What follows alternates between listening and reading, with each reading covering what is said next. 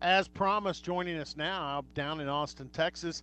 He is on the sidelines for the Oklahoma Sooner radio network, and also, like I said, I'm jealous. The guy is doing a lot of SXM series. That's not something dirty. Sirius XM and their new Big 12 channel. Chris Plank is on there a bunch, and Chris joins us now. He is down, like we said, in Austin, Texas, I think, with the Sooner softball team. Chris, good morning. Robert, good to hear from you, buddy. You are correct. I'm down here with Sooner softball, and boy, we got ourselves quite a year with some of the softball teams in the Big 12, and obviously with the softball teams in the state. Might be not just two of the best in the state, obviously, but two of the best in the conference, but two of the best in the country. It's a fun year for it. Yeah, and you know what? I mentioned that we would probably throw that in with you besides some Oklahoma Sooner spring football because we're going around the Big 12, and we've hit about I think you're maybe team number 7 for us to hit, and we've got Toby coming up behind you. We're double dipping Oh, wow. in Oklahoma this hour. Yeah, he's up in Minnesota with the baseball team. But before we get into the football, you brought it up. I brought it up before we had you on the air. Kenny Gajewski's team is having a terrific year. Had the National Player of the Week last week, a young lady that I know well because she came out of NEO. But yeah, this Bedlam softball that's about to come up is going to be for the top of the conference, and like you said, it's going to be for some high rankings and a lot of stature going into the postseason. Yeah, we're what now? Let's see. It's an 11-game road trip for the Sooners. So we're about 8 games away from that. 2 weekends away. Yep. Sooners go to Ames next week, and then off to that unique kind of series they do with a game in Stillwater, a game in Norman, and back in Stillwater. But I'll say this: I'm a big fan of Kenny. I think he's just done a fantastic job. I love the attitude that he's brought. I think it's good for college softball. He's a great teacher of the game. It's been enjoyable to get to watch that growth of that program, and they're just getting started.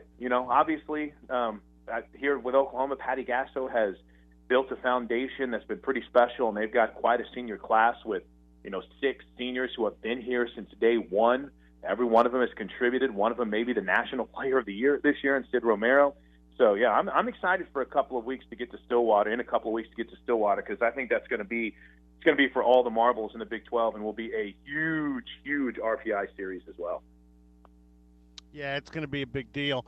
All right, let's go back to last week and the spring game for Lincoln Riley and the Oklahoma Sooners. First of all, congratulations. We just had Mike Gundy on for a few minutes, and he was talking about having the fans compete, need a big crowd. They're going to have about 80 recruits in Stillwater tomorrow and have some kids in on official visits.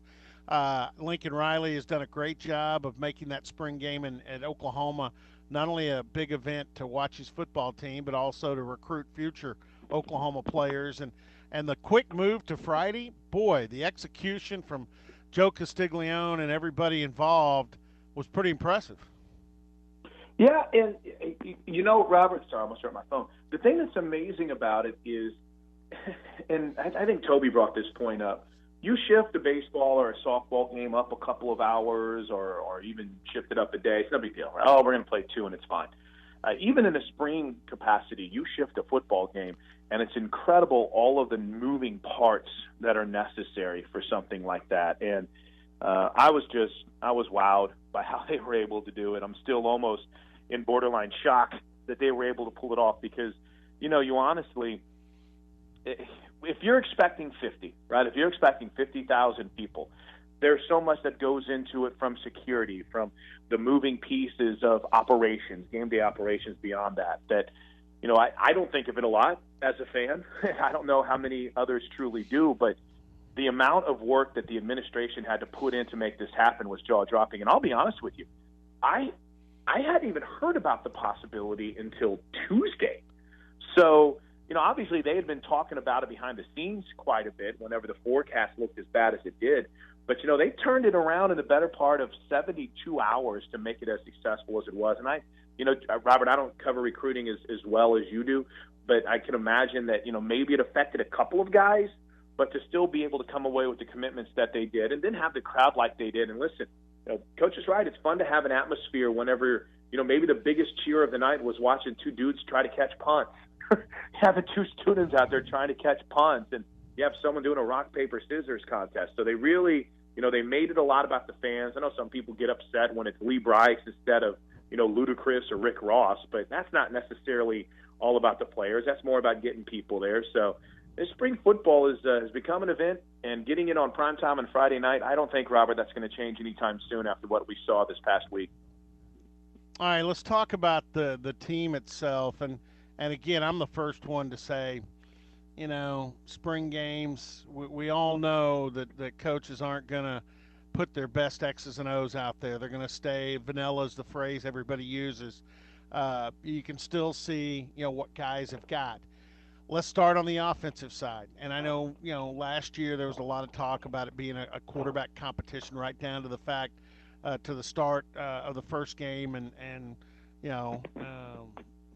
Kyler Murray's the starter. I don't know if I believe that now. We were hearing the same thing, and I don't know if I believe it now either, because if I'm the head coach, Jalen Hurts is my quarterback after what I saw Yeah. on Friday night. Now, that dooms Tanner Mordecai for one performance, but again, in the bright lights and the track record Jalen Hurts has, it's hard not to go with that kid, huh? Yeah, and I think you'll hear this from Toby, too, when he comes on. If you go back to Friday night, Jalen Hurts looked like a guy who has played in some championship settings. He looked calm, cool, and poised. Tanner Mordecai looked like a guy that was really one of his first opportunities to get out and take snaps in front of a fairly big crowd. Now, granted, he has, I don't know off the top of my head, maybe like 12 pass attempts in his career. But you could really sense the difference between a guy who's been in these settings and who hasn't. Now, I'm a firm believer, 100% of my body, mind, and soul believes that Jalen Hurts is going to be the starting quarterback when they play Houston.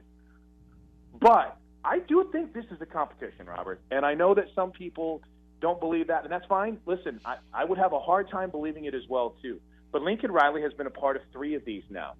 And the guy that ended up winning it, when you look back, you think, really, this was much of a competition? Baker Mayfield, when he was competing with Trevor Knight. Last year, the competition between Kyler Murray and Austin Kendall, who's now at West Virginia. So, this whole mindset of, well, it's not really that much of a competition, it's a coronation. I mean, you sit down, we did this during our Big 12 tour on Sirius X and Big 12 Radio. We said, fans don't think it's a competition. And Lincoln Riley looked at Toby and said, oh, it was.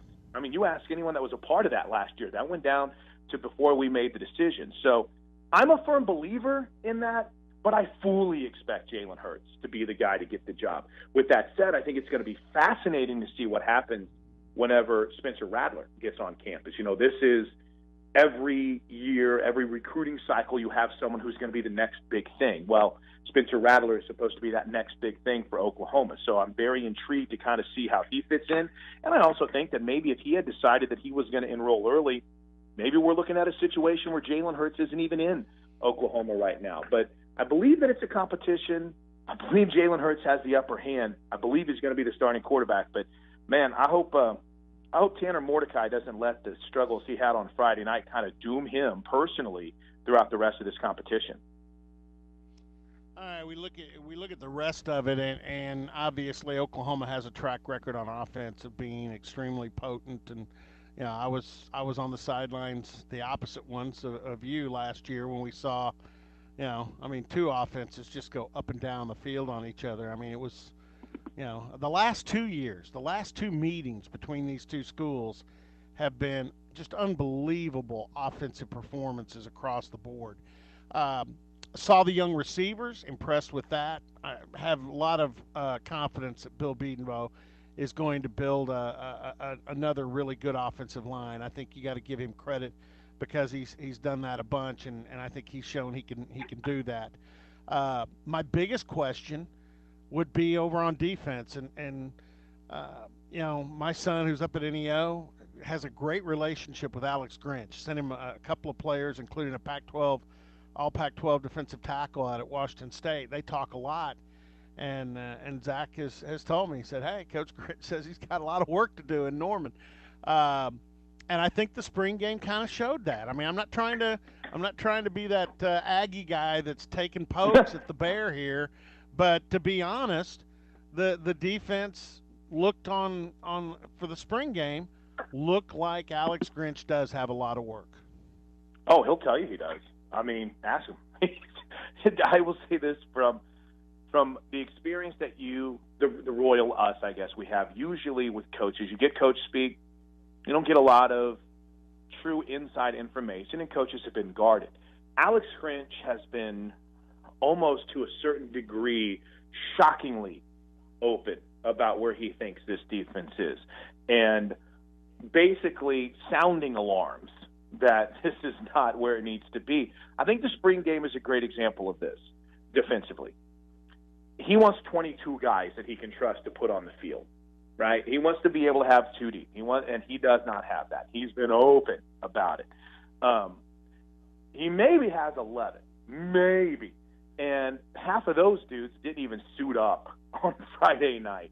So whenever you already feel like you don't have 22 guys, and then you split your teams, and then guys like Trey Norwood's not suited up, Kenneth Murray plays a couple of series, and that's it, then it's going to look really bad. And I think it did kind of magnify that there's no magic dust that you're going to sprinkle and suddenly everything's going to be fixed. This is going to start with getting that mindset right. This spring, and even to a certain degree, Robert, I think the summer and the fall is all about between the ears, right?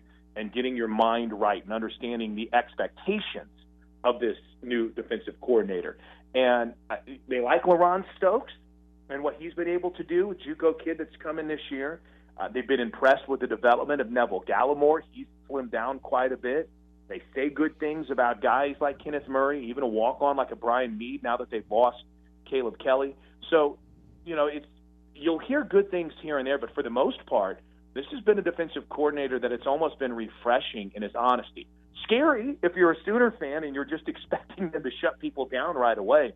But, man, Robert, I don't know if I've ever been around anyone outside of, say, Mike Leach, who has been as brutally honest at times as Alex Grinch has been. And I think it's good, and I think it's what these guys need to hear. And let's see how they respond. And if Oklahoma can't find a few guys to step up, he's big on turnovers, big on trying to force turnovers. They were able to only get, one, I think, on Friday night. So this is a dude that would be right there. It's not about poking the bear, James. Robert, you're basically laying out exactly what Alex Grinch is saying, that he's not really happy with where they are right now. And he's not probably overly optimistic about getting to where they need to be. Yeah, and it's a little tough because you mentioned a young man in LaRon Stokes that I've got to know pretty good, homeschool kid from Tulsa that NEO took and did a nice job of developing him. And I actually ran into him last Saturday. I was up watching an NEO scrimmage, and he came straight from the spring game up there to watch some of his former teammates up there, and we talked a little bit about Alex Grinch. And LaRon Stokes is one of those kids that, I root for that kid. He's a kid, and he cares. Hey, he's going to have to be a difference maker for him, James. Robert, I'm sorry. He's going to have to be a difference maker for him if he's going to have an opportunity, or if this defense is going to have an opportunity to make plays. He's going to have to be.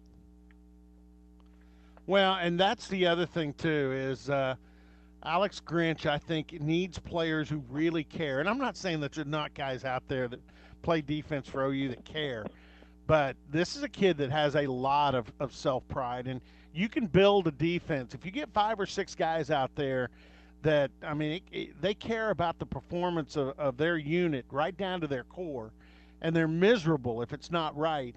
You get those guys out there along with Alex Grinch and his attitude. I'll tell you what, looking at it, Chris, I started following Alex Grinch when he was out there with Mike Leach at Washington State. And I remember 2 years ago that USC game, because it was on a Friday night. We were in Lubbock with Tech, Oklahoma State and Tech the next day, and it was a night game, or it was a late afternoon. I think it was a night game. So I was able to stay up on that Friday night and watch USC at Pullman against Leach's team. And a lot of people, even the next morning until game day came on, didn't realize Washington State had upset that Sam Darnold USC team. I'm just telling you, Alex Grinch, his game plan, the way his kids performed, and Washington State did not have as good of athletes out there as what USC did on offense, but they did a number on the Trojans. If Alex Grinch can get guys that care and have a little bit of athletic ability, it's scary. It is. And I've told Oklahoma State fans, it'll be scary. Yeah, but here's the funny thing. is that patience going to be? Well, the patience is going to be there from Lincoln Riley, right? I mean, you know, he's made an investment here. They put a lot of resources towards making it as, I don't want to say easy, but making it as simple as possible for this dude to be comfortable. And it wasn't just like Alex Grinch saying, hey, I want Roy Manning as my cornerbacks coach, or I want Brian Odom as my linebackers coach. You know, there was a process they had to go through. But much like any coordinator, Lincoln Riley was willing to kind of bend probably more towards decide what his new DC wanted. So I know Lincoln's got the faith and the confidence. I just hope the fan base keeps the faith because, Robert, you know this better than anybody. There's going to be a stretch to where people are just going to throw their hands up and say, we can't stop anyone. This is the same old thing. We stink. But it's just, you're right. He has this track record that I don't know that anyone that's been the Sooner defensive coordinator over the last 20 years comes in with. Now, granted, Brent Venables and Mike Stoops, their first opportunity really to run a defense was with Oklahoma, so maybe that's a little bit unfair. But even when Venables took over before he went to Clemson, you know, your history with Brent Venables was in the Crimson and Cream. You know, it was with the Sooners. Your history with Mike Stoops was with the Sooners, and much lesser of extent with what he did at Arizona. Here's a guy in Alex Grinch, and you hit it on the head, that shut down a top-5 quarterback, that won a game with talent that wasn't near what it needed to be when he was at Washington State. He wasn't calling the plays at Ohio State, but obviously he understands what needs to be done at a Power 5 school. So this is a very unique path, at least for fans, to kind of look back and say, okay, well, he's done it at Washington State. Surely with this staff he can do it here at Oklahoma. It's going to be a fascinating storyline to follow. All right. Hey, Chris, we appreciate it. And, again, thanks. And we'll hook up again. And, hey, congratulations on all the stuff with Sirius XM. I know that I listen a lot. That sounds like a whole lot Appreciate of fun that. to do that. And anyway, I appreciate it, and I appreciate you coming on. No, man, anytime, Robert. You guys call me, and we'll see you guys here in a couple of weeks when Sooner softball takes on the Cowgirls. Should be a fun week, and appreciate your guys' time.